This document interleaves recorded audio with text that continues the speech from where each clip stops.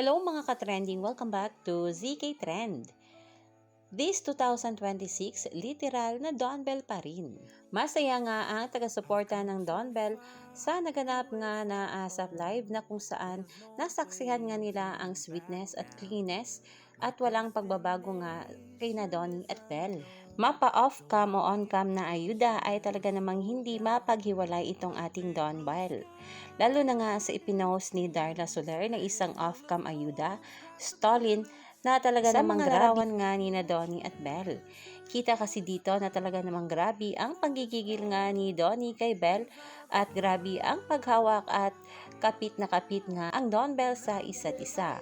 Ang naturang post na ipinost nga ni Darla ay kagad nga pinag-uusapan at nag-trending na sa social media dahil nga maraming nagsasabi wala pa ring pagbabago ang Don Bell sa isa't isa, taliwas nga sa mga sinabi ng bashers na wala ng Don Bell this 2026. At kita dito na iba pa rin kapag si Bell na ang gumalaw nga ng baso.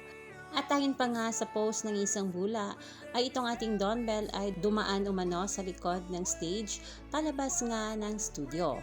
Mga Ninja Bells talaga. Nag-trending nga itong ating Don Bell sa naganap nga na ASAP Live.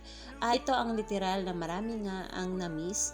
Marami nga ang nakamiss sa dalawa na makitang muli na magkasama sa iisang larawan. Yan na muna ang pa-update natin ngayon mga kababli. Stay tuned for more Don Bell updates. Hanggang dito na lang. Maraming salamat sa inyong patuloy na panonood.